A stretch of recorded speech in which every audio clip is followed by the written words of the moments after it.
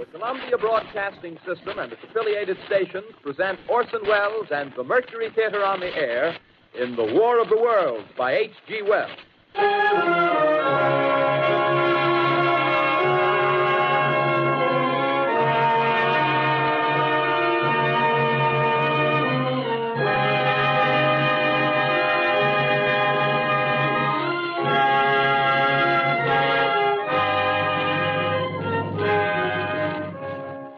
Ladies and gentlemen, the director of the Mercury Theater and star of these broadcasts, Orson Welles.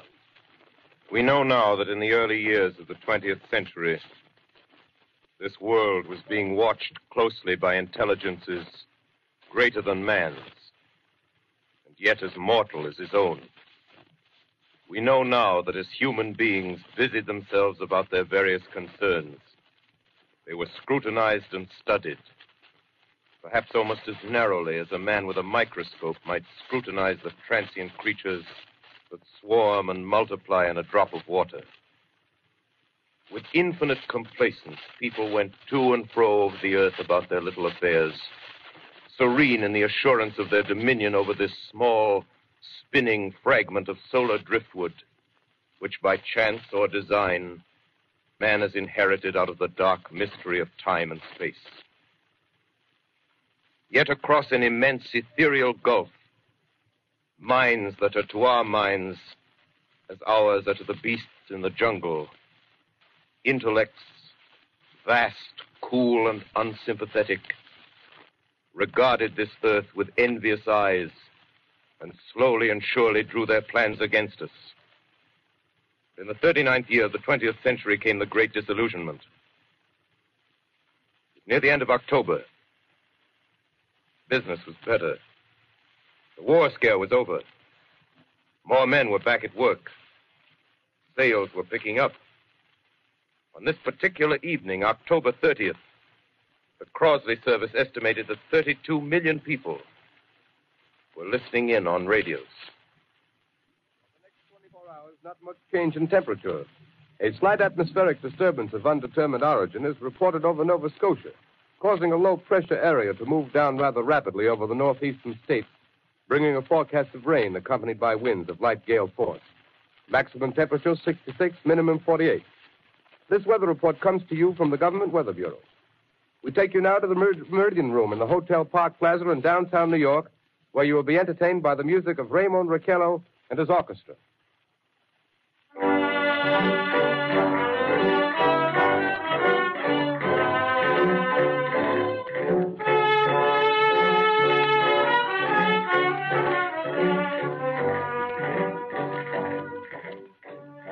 Good evening, ladies and gentlemen. From the Meridian Room in the Park Plaza Hotel in New York City, we bring you the music of Raymond Raquello and his orchestra. With a touch of the Spanish, Raymond Raquello leads off with La Comparsita.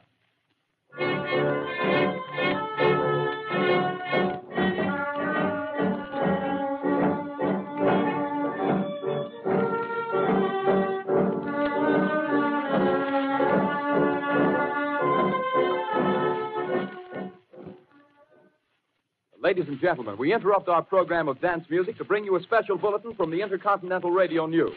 At 20 minutes before 8 Central Time, Professor Farrell of the Mount Jennings Observatory, Chicago, Illinois, reports observing several explosions of incandescent gas occurring at regular intervals on the planet Mars.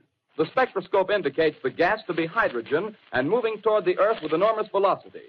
Professor Pearson of the observatory at Princeton confirms Farrell's observation and describes the phenomenon as, quote, like a jet of blue flame shot from a gun, unquote. We now return you to the music of Raymond Raquello, playing for you in the Meridian Room of the Park Plaza Hotel, situated in downtown New York.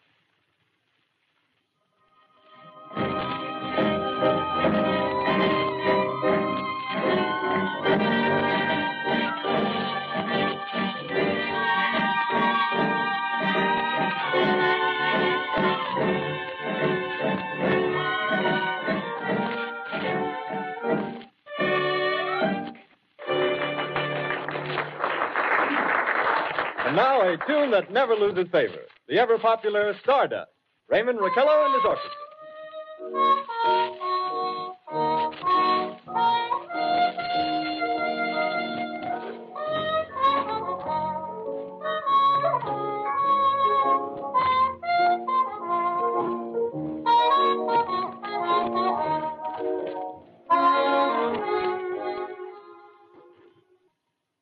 Ladies and gentlemen, following on the news given in our bulletin a moment ago, the Government Meteorological Bureau has requested the large observatories of the country to keep an astronomical watch on any further disturbances occurring on the planet Mars.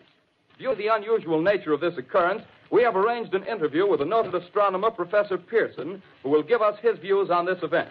In a few moments, we will take you to the Princeton Observatory at Princeton, New Jersey. We return you until then to the music of Ramon Raquello and his orchestra.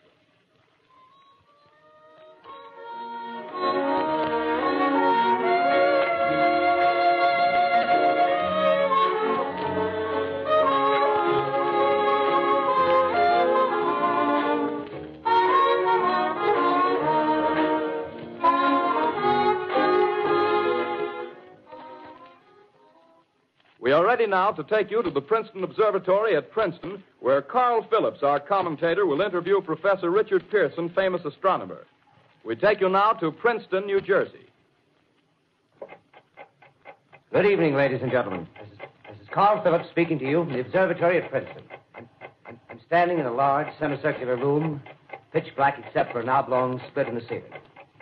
Through this opening, I can see a sprinkling of stars that cast a kind of frosty glow over the intricate mechanism of the huge telescope. The ticking sound you hear is the vibration of the clockwork. Professor Pearson stands directly above me on a small platform, peering through the giant lens. I'll ask you to be patient, ladies and gentlemen, during any delay that may arise during our interview. Besides the ceaseless watch of the heavens, Professor Pearson may be interrupted by telephone or other communications. During this period, he is in constant touch with the astronomical centers of the world. Professor, may I begin our questions? At any time, Mr. Phillips. Professor, would you please tell our radio audience exactly what you see as you observe the planet Mars through your telescope? Nothing unusual at the moment, Mr. Phillips. A red disk swimming in a blue sea. Transverse stripes across the disk. Quite distinct now because Mars happens to be at the point nearest the Earth, in opposition, as we call it. In your opinion, what do these transverse stripes signify, Professor Pearson? Not canals, I can assure you, Mr. Phillips. See. Although that's the popular conjecture of those who imagine Mars to be inhabited. From a scientific viewpoint, the stripes are merely the result of atmospheric conditions peculiar to the planet. Then you're quite convinced, as a scientist, that living intelligence as we know it does not exist on Mars? I should say the chances against it are 1,000 to 1. And yet, how do you account for these gas eruptions occurring on the surface of the planet at regular intervals? Phillips, I cannot account for it. By the way, Professor, for the benefit of our listeners, how far is Mars from the Earth? Approximately 40 million miles. Well, that seems a safe enough distance. Just a moment, ladies and gentlemen. Someone has just handed Professor Pearson a message. While he reads it, let me remind you that we are speaking to you from the observatory in Princeton, New Jersey, where we are interviewing the world-famous astronomer, Professor Pearson. One moment, please. Professor Pearson has passed me a message which he has just received. Professor, may I read the message to the listening audience? Certainly, Mr. Phillips. Ladies and gentlemen, I shall read you a wire addressed to Professor Pearson from Dr. Gray of the Natural History Museum, New York. Quote, 9:15 p.m. Eastern Standard Time. Seismograph registered shock of almost earthquake intensity occurring within a radius of 20 miles of Princeton. Please investigate. Signed, Lloyd Gray, Chief of Astronomical Division. Unquote. Professor Pearson, could this occurrence possibly have something to do with the disturbances observed on the planet Mars? Hardly, Mr. Phillips. This is probably a meteorite of unusual size, and its arrival at this particular time is merely a coincidence. However, we shall conduct a search as soon as daylight permits. Thank you, Professor. Ladies and gentlemen, for the past 10 minutes, we've been speaking to you from the observatory at Princeton, bringing you a special interview with Professor Pearson, noted astronomer. This is Carl Phillips speaking. We are returning you now to our New York studio.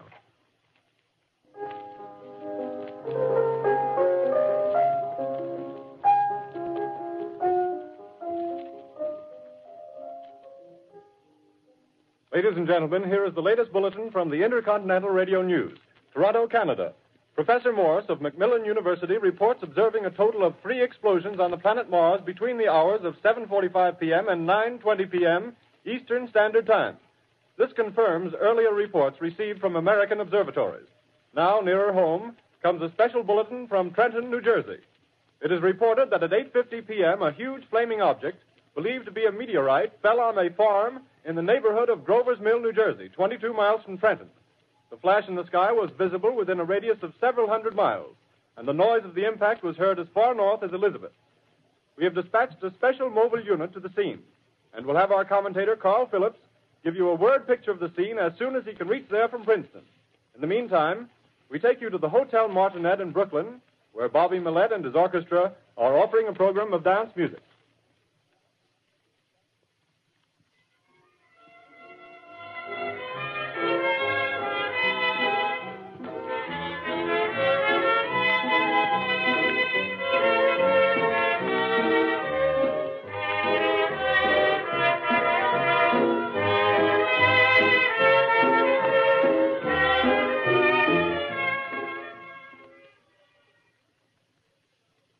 We take you now to Grover's Mill, New Jersey.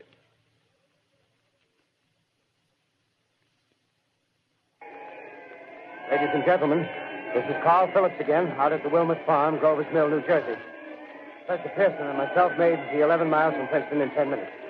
Well, I hardly know where to begin. To paint for you a word picture of the strange scene before my eyes, like something out of a modern Arabian Nights. Well, I just got here. I haven't had a chance to look around yet. I guess that's it. Yes, I guess that's the thing directly in front of me, half buried in a vast pit. Must have struck with terrific force. The ground is covered with splinters of a tree. It must have struck on its way down. What I can see of the object itself doesn't look very much like a meteor, at least not the meteors I've seen. It looks more like a huge cylinder. Has a diameter of, what would you say, Professor Pearson? What's that? What would you say, what's the diameter of this? About 30 yards. About 30 yards. The metal on the sheath is, well, I've never seen anything like it. The color is sort of yellowish white. Its curious spectators now are pressing close to the object in spite of the efforts of the police to keep them back. Getting in front of my line of vision. Would you mind standing one side, please? While the police are pushing the crowd back. Here's Mr. Wilmot, owner of the farm here. He may have some interesting facts to add. Mr. Wilmot, would you please tell the radio audience as much as you remember of this rather unusual visitor that dropped in your backyard? A step closer, please. Ladies and gentlemen, this is Mr. Wilmot. Well, I was listening to the radio. Closer and louder, please. Pardon me? Louder, please, closer. Yes. I was listening to the radio and kind of drowsing. That professor fellow was talking about Mars, so I was half chosen and half... Yes, Mr. Wilmot, and then what happened? Well, as I was saying, I was listening to the radio, kind of halfway. Yes, Mr. Wilmot, and then you saw something. Well, not first off. I heard something. And what did you hear? A hissing sound like this. Kind of like a 4th of July rocket. Yes, then what? I turned my head out the window and would have sworn I was to sleep and dreaming. Yes? I seen a kind of greenish streak and then zingo. Something smacked the ground, knocked me clear out of my chair. Well, were you frightened, Mr. Wilmot? Well, I ain't quite sure. I reckon I was kind of riled. Well, thank you, Mr. Wilmot. Thank you very much. Yeah, you want me to tell No, that's quite all right. That's plenty. Ladies and gentlemen, you've just heard Mr. Wilmot, owner of the farm where this thing has fallen. I wish I could convey the atmosphere, the background of this fantastic scene.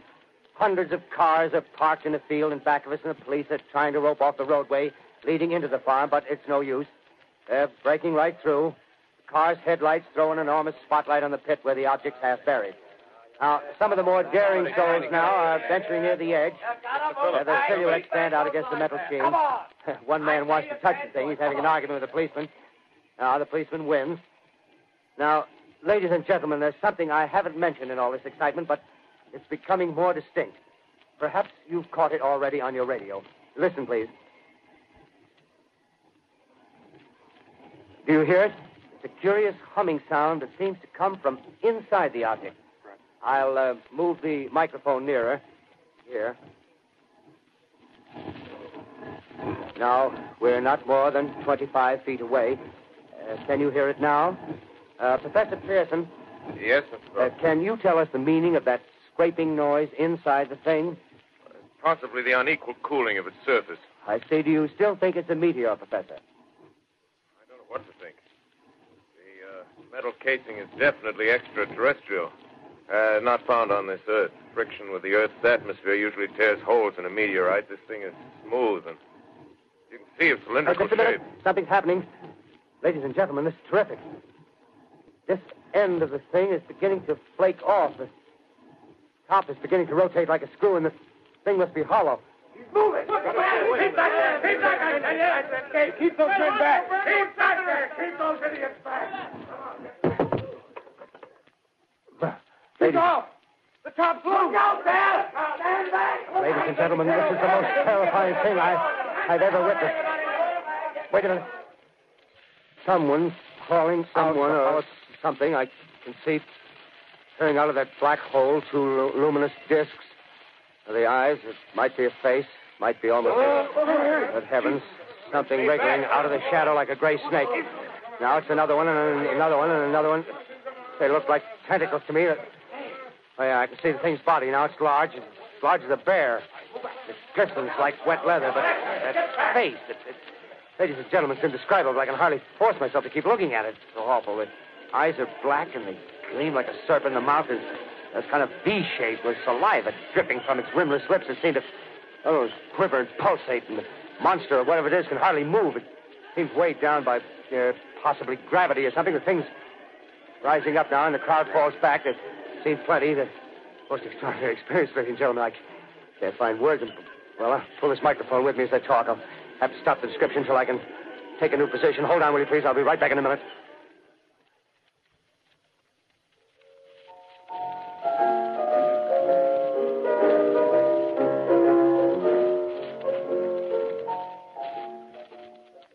We are bringing you an eyewitness account of what's happening on the Wilmuth Farm, Grover's Mill, New Jersey.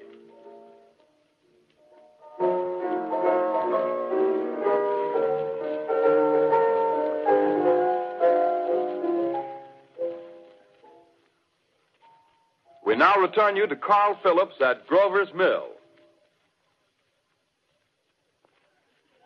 Ladies and gentlemen, am I on?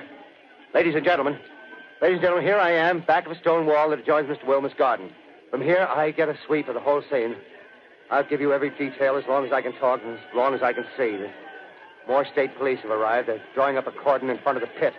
About 30 of them. No need to push the crowd back now. They're willing to keep their distance. The captain's conferring with someone. Can't quite see who.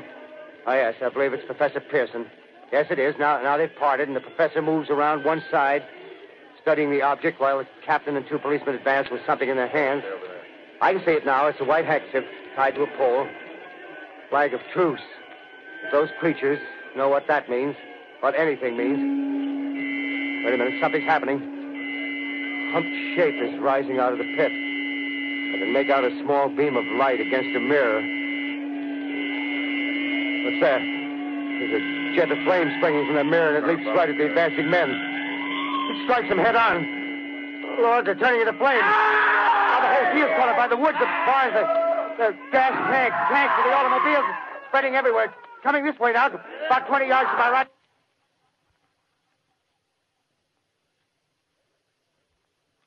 Ladies and gentlemen, due to circumstances beyond our control, we are unable to continue the broadcast from Grover's Mill. Evidently, there's some difficulty with our field transmission. However, we will return to that point at the earliest opportunity. In the meantime, we have a late bulletin from San Diego, California. Professor Indelkoffer, speaking at a dinner of the California Astronomical Society, expressed the opinion that the explosions on Mars are undoubtedly nothing more than severe volcanic disturbances on the surface of the planet. We continue now with our piano interlude.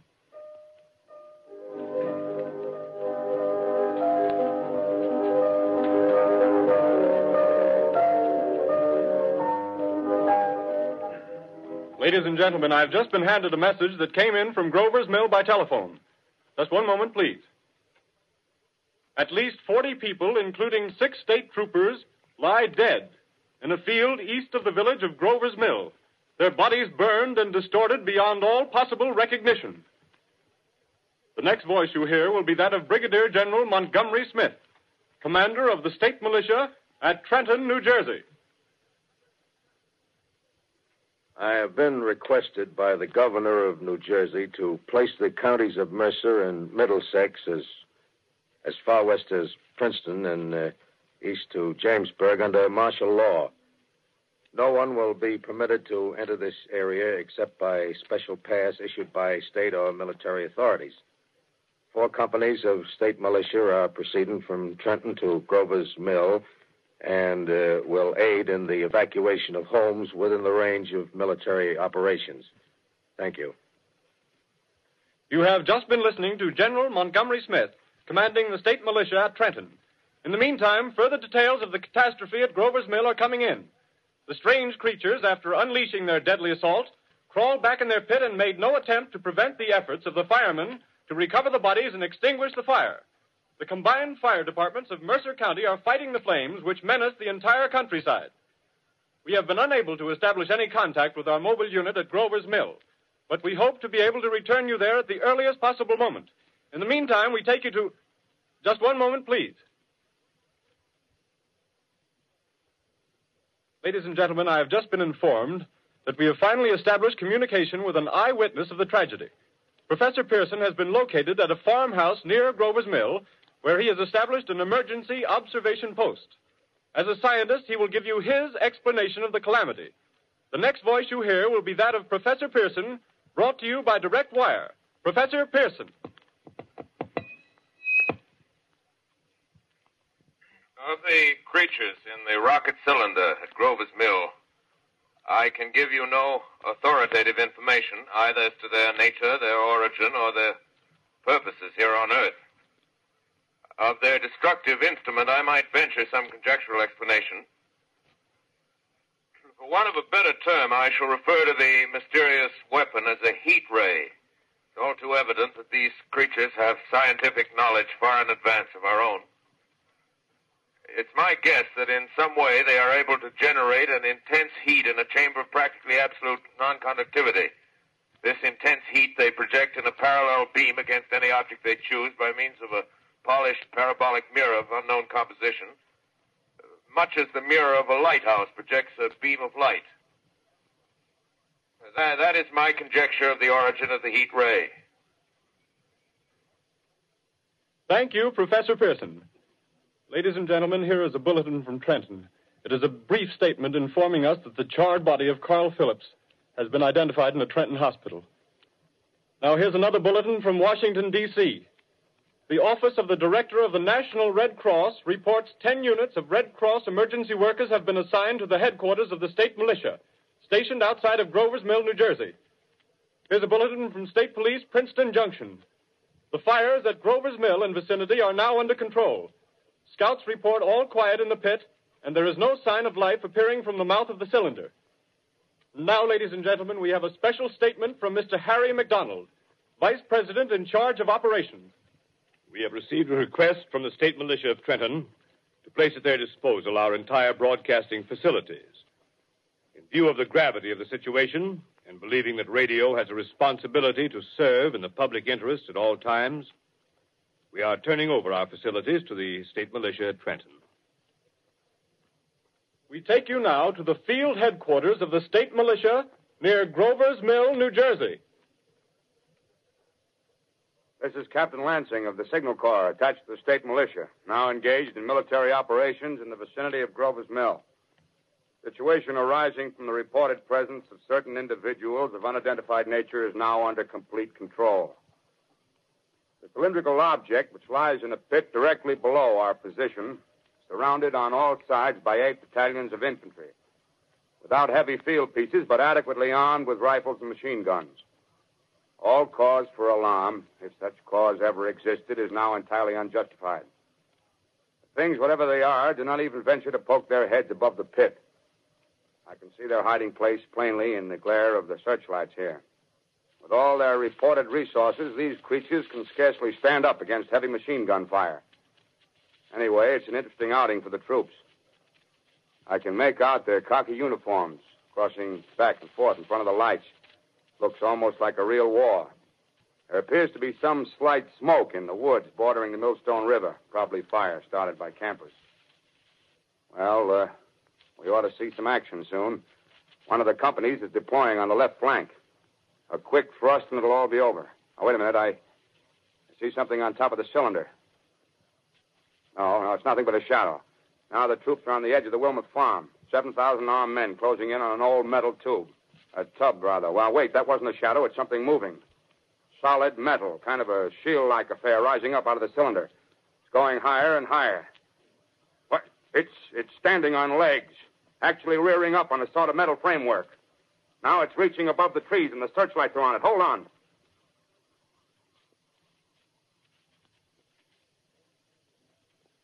Ladies and gentlemen, I have a grave announcement to make.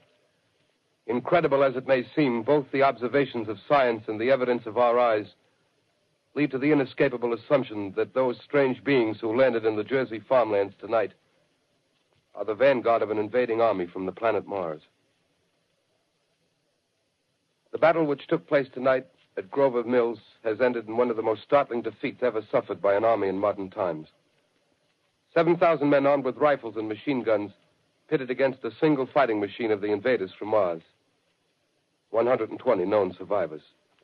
The rest strewn over the battle area from Grover's Mill to Plainsboro, crushed and trampled to death under the metal feet of the monster, or burned to cinders by its heat ray. The monster is now in control of the middle section of New Jersey and has effectively cut the state through its center. Communication lines are down from Pennsylvania to the Atlantic Ocean. Railroad tracks are torn and service from New York to Philadelphia discontinued, except routing some of the trains through Allerton and Phoenixville.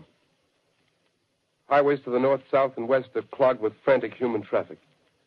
Police and army reserves are unable to control the mad flight. By morning, the fugitives will have swelled Philadelphia, Camden, and Trenton, it is estimated, to twice their normal population. Martial law prevails throughout New Jersey and eastern Pennsylvania.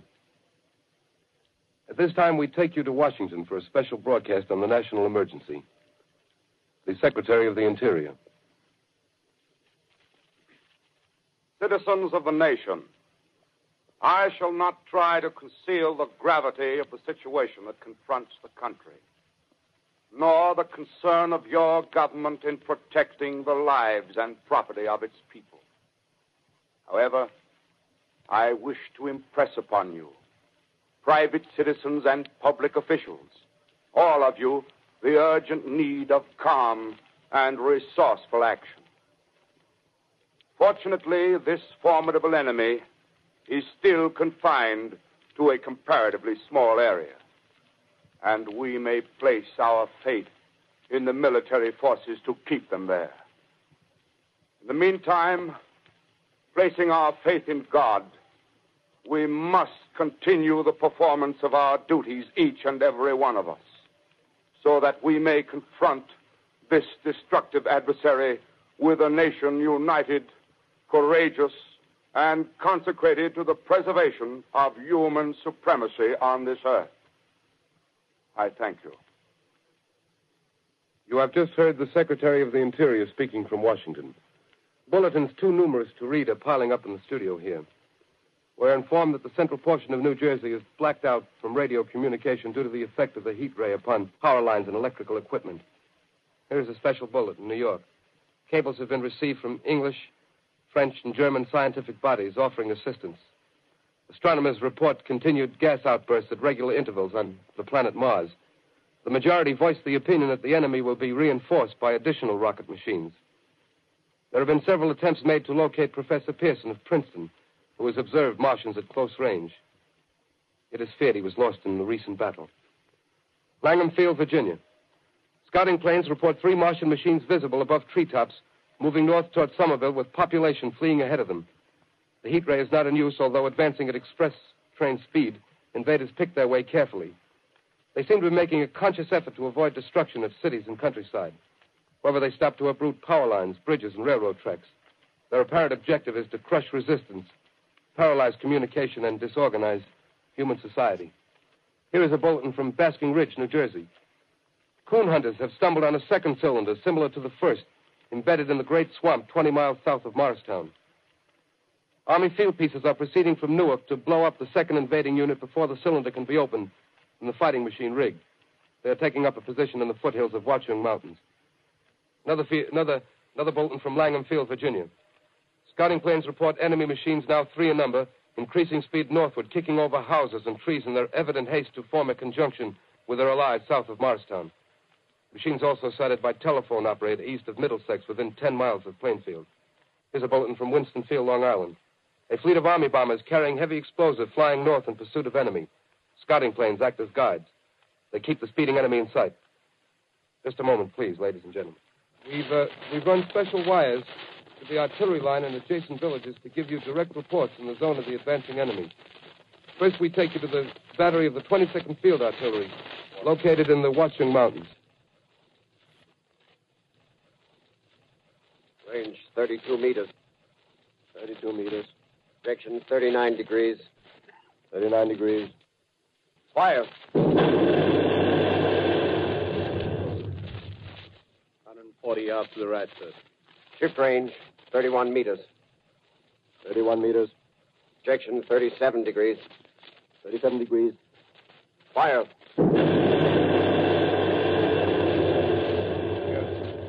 Hit, sir. Got the tripod of one of them. They're stopped. The others are trying to repair it. Quick, get the range. Shift 30 meters. 30 meters. Projection 27 degrees. 27 degrees. Fire.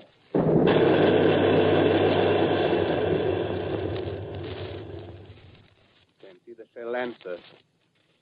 Letting off a smoke. What is it? Black smoke, sir. Moving this way. Lying close to the ground. Moving fast. Put on gas masks. Get ready to fire. Shift to 24 meters. 24 meters. Projection 24 degrees. 24 degrees.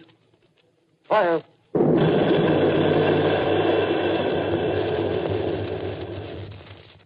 Still can't see, sir. Smoke's coming nearer. Get the range. 23 meters. 23 meters. 23 meters. Protect 22 degrees. 22 degrees.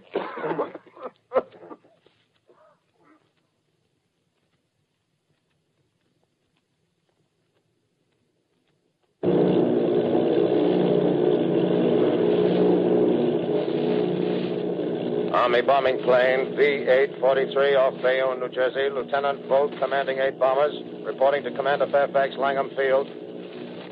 This is Volt reporting to Commander Fairfax, Langham Field. Enemy tripod machines now in sight. Reinforced by 3 machines from the Morristown cylinder. 6 altogether. 1 machine partially crippled. Believed hit by shell from Army gun in Watchung Mountains. Guns now appear silent. A heavy black fog hanging close to the earth of extreme density, nature unknown. No sign of heat ray. Enemy now turns east, crossing Passaic River into the Jersey marshes. Another straddles the Pulaski Skyway. Evident objective is New York City. They're pushing down a high-tension power station. Machines are close together now, and we're ready to attack. Planes circling, ready to strike.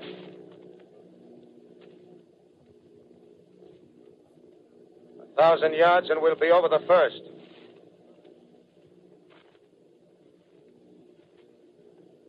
$800 yards.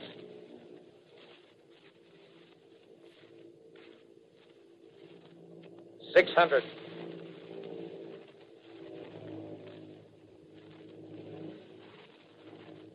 $400. $200. There they go. The giant arm raised. Green flash. They're spraying us with flame. 2,000 feet. Engines are giving out. No chance to release bombs. Only one thing left. Drop on them, plane and all. We're diving on the first one. Now the engine's gone. 8.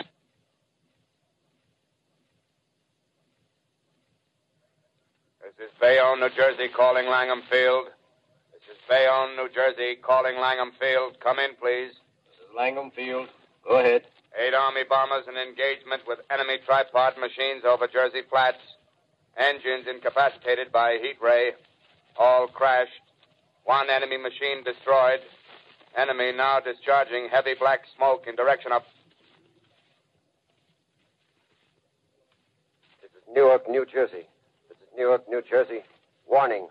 Poisonous black smoke pouring in from Jersey marshes. Reaches South Street.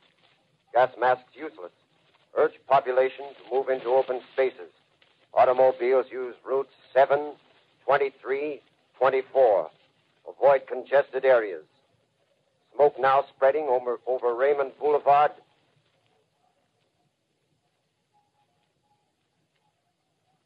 X2L calling CQ, 2X2L calling CQ, 2X2L calling 8X3R. Come in, please. This is 8X3R coming back at 2X2L. How's reception? How's reception? K, please. Where are you, 8X3R? What's the matter? Where are you?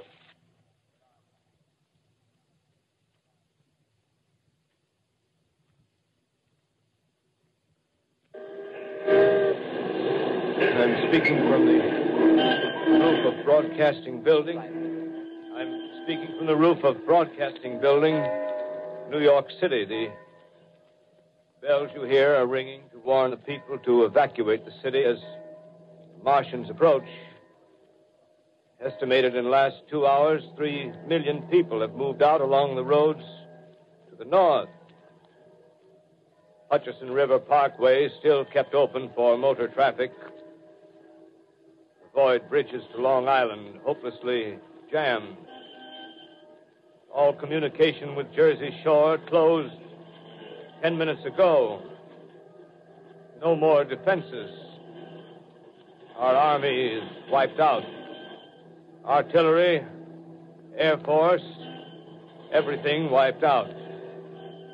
This may be the last broadcast. We'll stay here to the end. People are holding service here below us in the cathedral.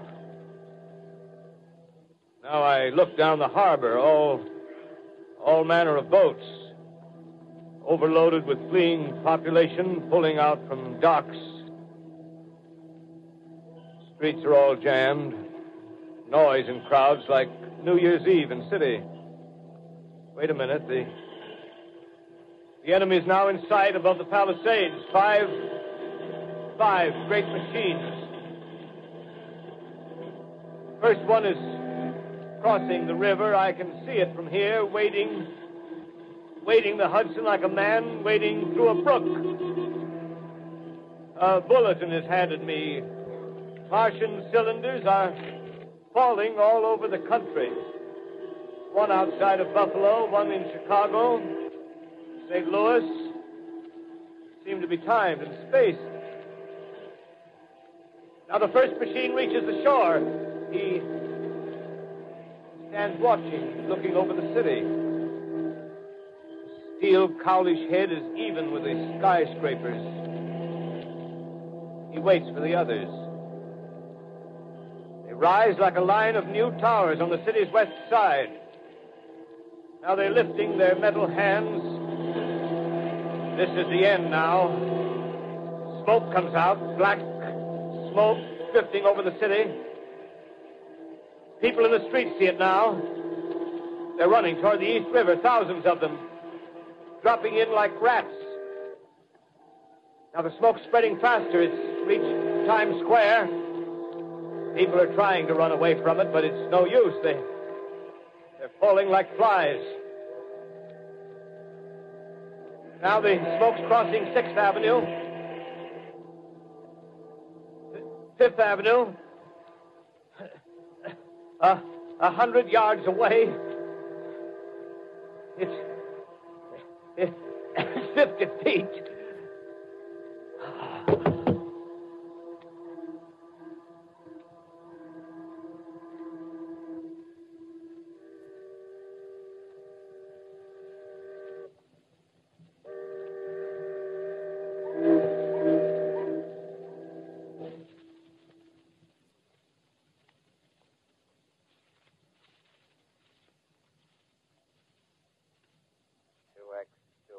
Calling CQ. 2X2L calling CQ. calling CQ, New York. Isn't there anyone on the air? Isn't there anyone on the air? Isn't there anyone? 2X2L.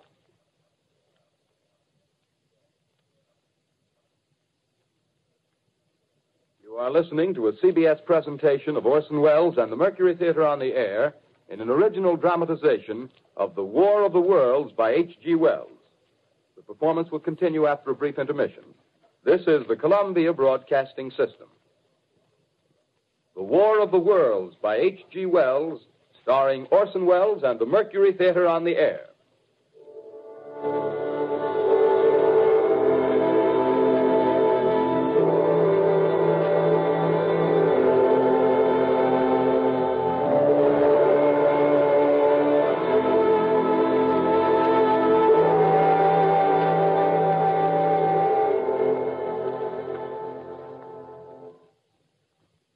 I set down these notes on paper. I'm obsessed by the thought that I may be the last living man on Earth. I've been hiding in this empty house near Grover's Mill, a small island of daylight cut off by the black smoke from the rest of the world. All that happened before the arrival of these monstrous creatures in the world now seems part of another life. A life that has no continuity with the present. Furtive existence of the lonely derelict who pencils these words on the back of some astronomical notes bearing the signature of Richard Pearson. I look down at my blackened hand and I try to connect them with a professor who lives at Princeton and who, on the night of October 20th, glimpsed through his telescope an orange splash of light on a distant planet. My wife, my colleagues, my students, my books, my observatory, my world. Where are they? Did they ever exist? Am I Richard Pearson? What day is it? Do days exist without calendars? Does time pass when there are no human hands left to wind the clocks? Writing down my daily life, I tell myself I shall preserve human history between the dark covers of this little book that was meant to record the movements of the stars. But to write, I must live, and to live, I must eat. Find moldy bread in the kitchen and an orange not too spoiled to swallow. Keep watch at the window. Time to time, I catch sight of a Martian above the black smoke. The smoke still holds the house in its black coil, but at length there's a hissing sound, and suddenly I see a Martian mounted on his machine, spraying the air with a jet of steam as if to dissipate the smoke. I watch in a corner as his huge metal legs nearly brush against the house. Exhausted by terror, I fall asleep. Morning. Sun streams in the window. The black cloud of gas is lifted, and the scorched meadows to the north look as though a black snowstorm had passed over them. I venture from the house. I make my way to a road, no traffic. Here and there, a wrecked car, baggage overturned, a blackened skeleton. Push on north. For some reason, I feel safer trailing these monsters than running away from them. And I keep a careful watch. I've seen the Martians feed. Should one of their machines appear over the top of trees, I'm ready to fling myself flat on the earth.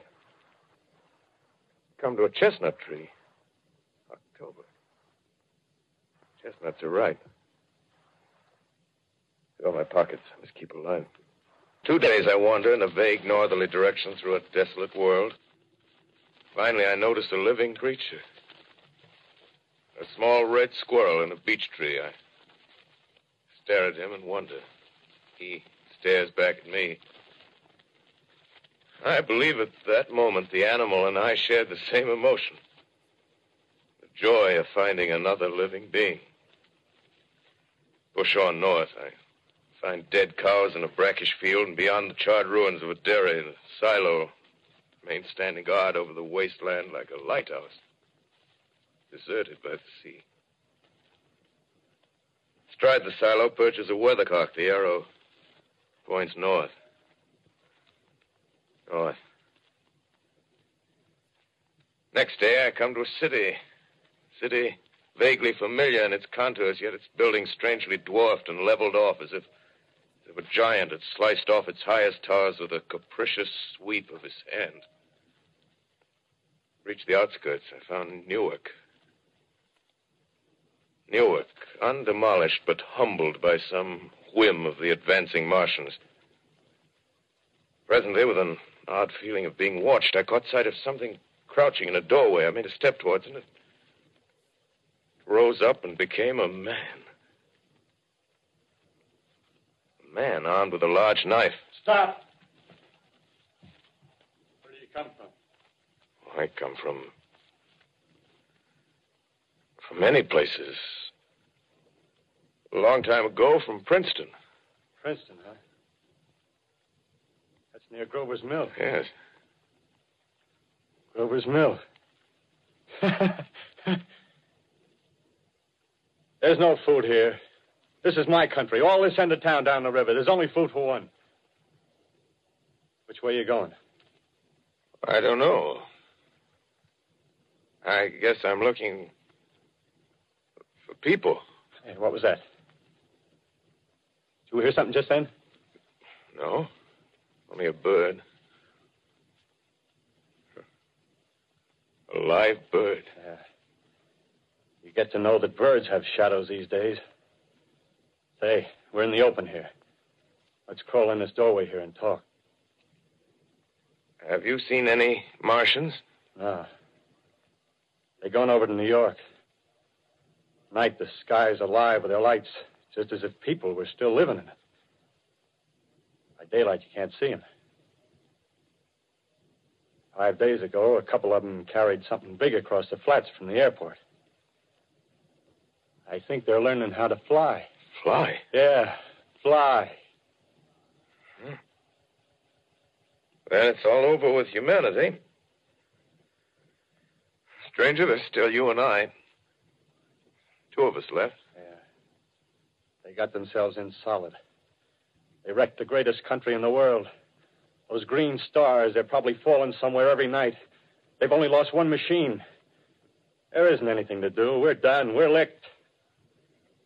Where were you? You're in a uniform. Yeah, what's left of it. I was in the militia. National Guard. That's good. There wasn't any war. Any more than there's war between men and ants. Yes, but we're eatable ants. I found that out. What'll they do to us? I thought it all out. Right now, we're caught as we're wanted. A Martian only has to go a few miles to get a crowd on the run. But they won't keep on doing that. They'll begin catching us systematic, like keeping the best and storing us in cages and things. They haven't begun on us yet. Not begun? Not begun. All that's happened so far is because we don't have sense enough to keep quiet. Bothering them with guns and such stuff and losing our heads and rushing off in crowds. No, instead of our rushing around blind, we got to fix ourselves up. Fix ourselves up according to the way things are now. Cities, nations, civilization, progress. Yes, but if that's so, what is there to live for? Well, there won't be any more concerts for 1,000,000 years or so, and no nice little dinners at restaurants. If it's amusement you're after, I guess the game's up. What is there left? Life, that's what. I want to live. Yeah, and so do you. We're not going to be exterminated. And I don't mean to be caught either. Tamed and fattened and bred like an ox. What are you going to do? I'm going on. Right under their feet. I got a plan. We men as men, we're finished. We don't know enough. We got to learn plenty before we got a chance. We've got to live and keep free while we learn, see? I've thought it all out, see? Well, tell me the rest. Well, it isn't all of us that are made for wild beasts. That's what it got to. That's what it got to be. That's why I watched you. Watched you. All those little office workers that used to live in these houses. They be no good. They haven't any stuff in them. They used to run Run off to work. I've seen hundreds of them running to catch their commuter's train in the morning, afraid they'd get canned if they didn't. Running back at night, afraid they wouldn't be in time for dinner. Lives insured and a little invested in case of accidents. Yeah, and on Sundays, worried about the hereafter. Well, the Martians, they'll be a godsend for those guys. Nice, roomy cages, good food, careful breeding, no worries. Yeah, after a week or so of chasing around the fields on empty stomachs, they'll come and be glad to be caught. You've thought it all out, haven't you? Sure, you bet I have. That isn't all. These Martians are going to make pets of some of them. Train them to do tricks. Who knows, get sentimental over the pet boy who grew up and had to be killed. Yeah, and some maybe they'll train to hunt us. Oh, no, it's impossible. Human Yes, they will. There's men who do it gladly. If one of them ever comes after me, by... In the meantime, you and I and others like us, where are we to live when the Martians own the Earth? I got it all figured out. We'll live underground. I've been thinking about the sewers. Under New York, there are miles and miles of them. The main ones, they're big enough for anybody. Then there's cellars, vaults, underground storerooms, railway tunnels, subways. You begin to see, huh? We'll get a bunch of strong men together. No weaklings. That rubbish, out. As you meant me to go. All right. Give you a chance, didn't I? Won't quarrel about that. Go on. Well, we got to make safe places for us to stay in, see? Get all the books we can. Science books. That's where men like you come in, see? We raid the museums. We'll even spy on the Martians. May not be so much we have to learn before... Listen. Just imagine this. 4 or 5 of their own fighting machines suddenly start off. Heat rays right and left. Not a Martian in them. Not a Martian in them, see? But men. Men who've learned the way how.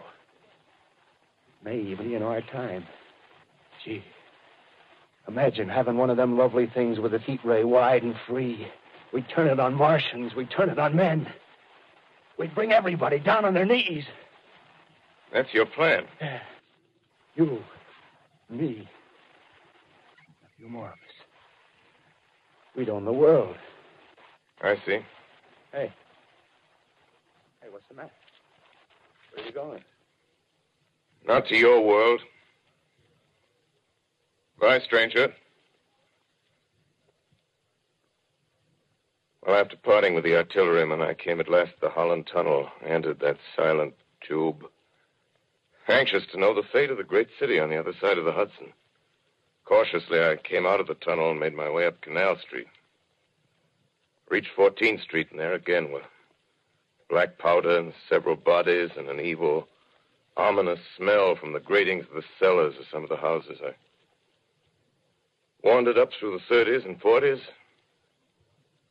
stood alone on Times Square. Caught sight of a lean dog running down 7th Avenue with a piece of dark brown meat in his jaws and a pack of starving mongrels at his heels. Made a wide circle around me as though he feared I might prove a fresh competitor. Walked up Broadway in the direction of that strange powder, past silent shop windows, displaying their mute wares to empty sidewalks. Past the Capitol Theater, silent, dark. Past a shooting gallery where a row of empty guns faced an arrested line of wooden ducks. Near Columbus Circle, I noticed models of 1939 motor cars in the showrooms facing empty streets. Over the top of the General Motors building, I watched a flock of black birds circling in the sky. Hurried on. Suddenly, I caught sight of the hood of a Martian machine, standing somewhere in Central Park, gleaming in the late afternoon sun. An insane idea.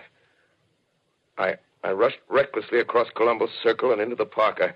I climbed a small hill above the pond at 60th Street, and from there I could see, standing in a silent row along the mall, 19 of those great metal titans, their cowls empty, their steel arms hanging listlessly by their sides.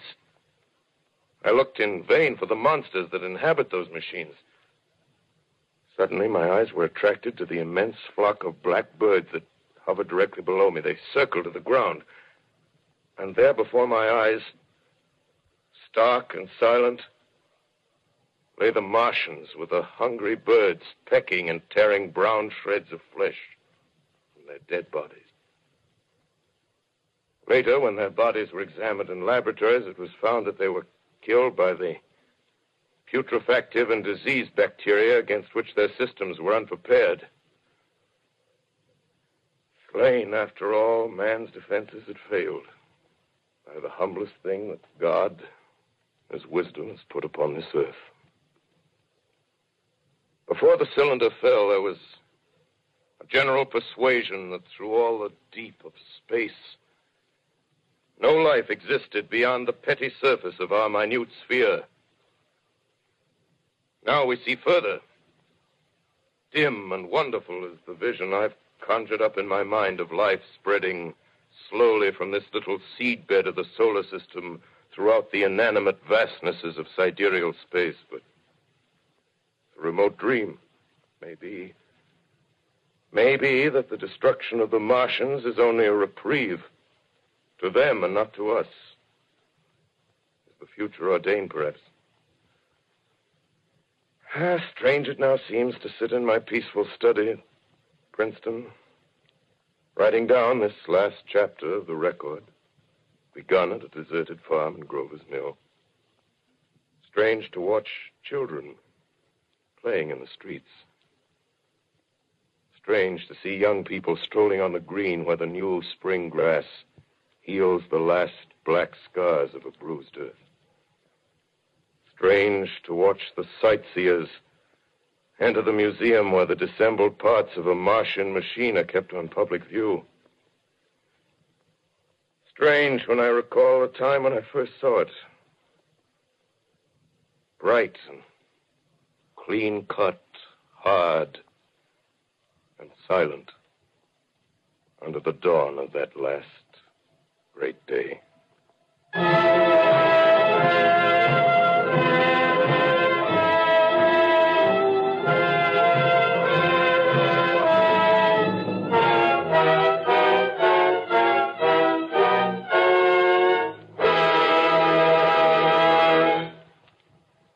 This is Orson Welles, ladies and gentlemen.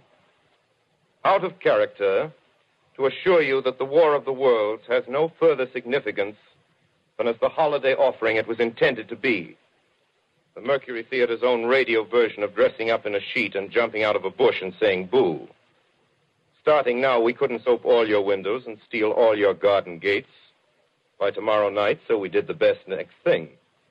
We annihilated the world before your very ears and utterly destroyed the CBS. You will be relieved, I hope, to learn that we didn't mean it and that both institutions are still open for business. So goodbye, everybody, and remember, please, for the next day or so, the terrible lesson you learned tonight. That grinning, glowing, globular invader of your living room is an inhabitant of the pumpkin patch, and if your doorbell rings and nobody's there, that was no Martian. It's Halloween.